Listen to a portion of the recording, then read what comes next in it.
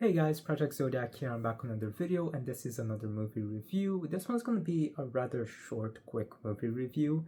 In anticipation for the new Fantastic Four movie coming out, I wanted to rewatch all of the live action Fantastic Four movies and just give quick thoughts on those.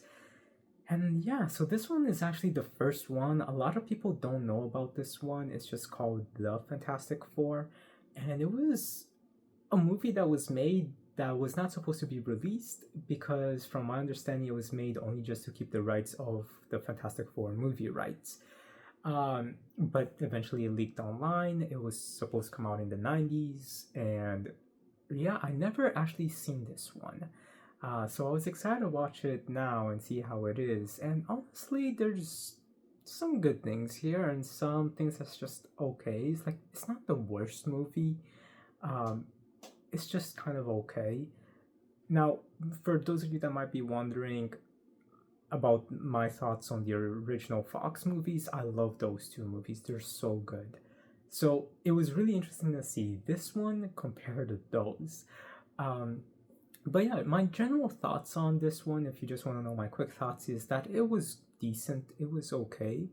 And there was some fun moments with it, but it definitely felt very low budget and like something was missing. And they also definitely did some creative liberties with a couple of things, I think.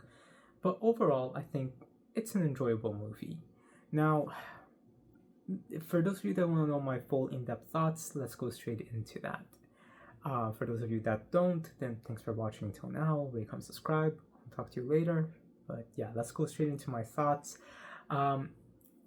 This video isn't really going to have any spoilers, really. I mean, there isn't really much to spoil in regards to this movie. Let's just go straight into the things that I liked. I love the costumes for all of them. I thought it was really cool, very comic book accurate and cheesy at the same time. And I loved Ben's story arc in this movie. I thought that was really well done. The actor was the best out of all of them in this performance, at least. And it was also kind of interesting to see that one of the creative liberties that they do is that he is actually able to, like become human at will, but he only does that once. And it seems like it's something that's very hard for him to do. And it's towards the end. So I guess that's a little bit of a spoil, but like that's the only thing really. But yeah, I thought that his whole arc was really, really good.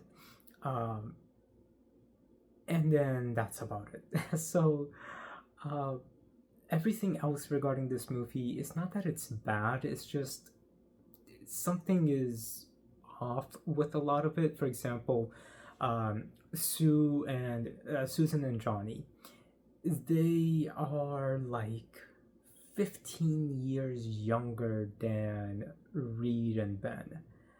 And yes, Susan still likes Reed, and as they grow up, that's something later. That's a different kind of conversation.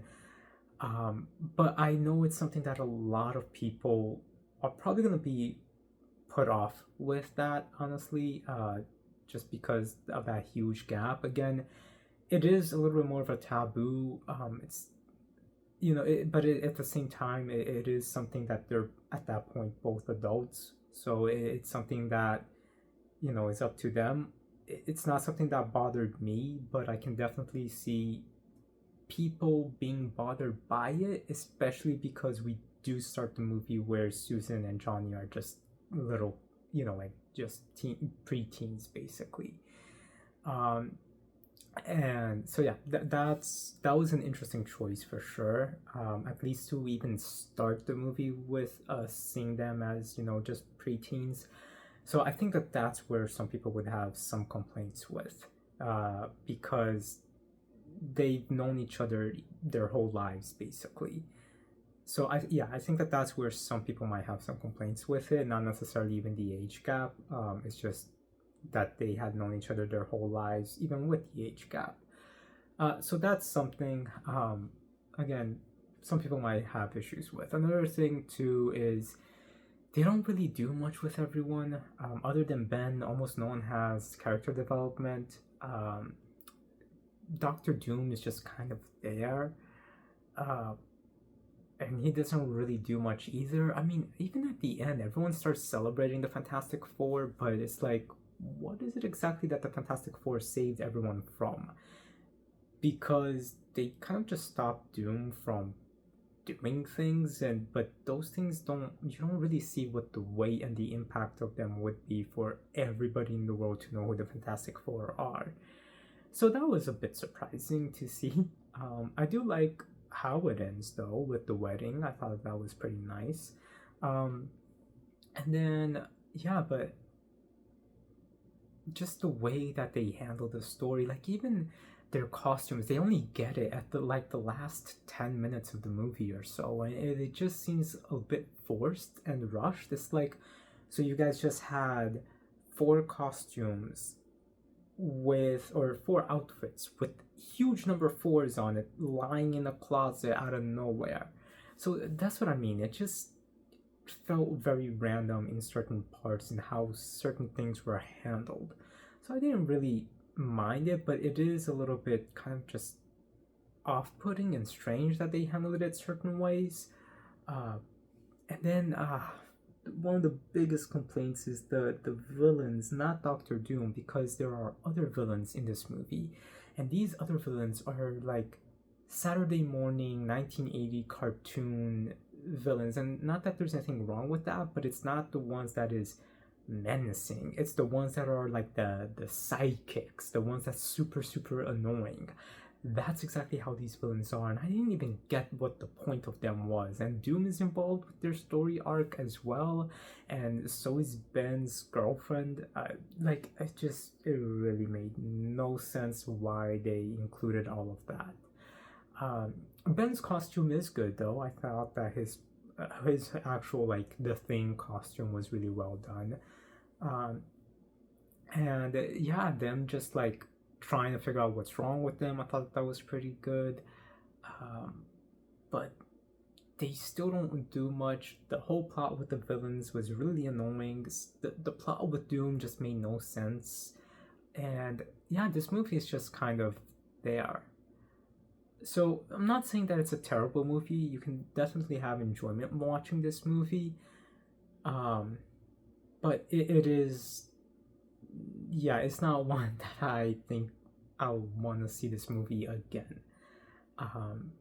So it is just one of those. It's like, okay, yeah, that was, a nice movie to watch, to see how it is, the story, what people talk about, but it's not one that I want to buy or watch again. And I'm not trying to be rude or talk bad about it, but it just seems like they had so many things that they wanted to do in this movie, and everything was just kind of thrown in, and like all the worst parts of it, basically, with really the thing that's saving it is just Ben and his arc, the costumes, and that's mostly it. So again, it's not terrible, it's just not the best. But that's my thoughts on this unreleased 1990s related 1990s era Fantastic Four movie, which you can definitely find everywhere online. So if you've watched this one, let me know what you think. If you haven't, watch it if you're a fan of superhero movies. If you're interested in unreleased movies that gets leaked, yeah, you can definitely watch these. But if you're a fan of superhero movies, if you're not a fan of superhero movies, then I really actually wouldn't recommend watching this one. If you have to pick any Fantastic Four movie, definitely watch the first original two Fox Fantastic Four movies, because those are really cool. I'm excited to talk about those, even though everyone hates them. So yeah, that's my thoughts on this one. Rate and subscribe. I'll talk to you later. Have a good day, everyone.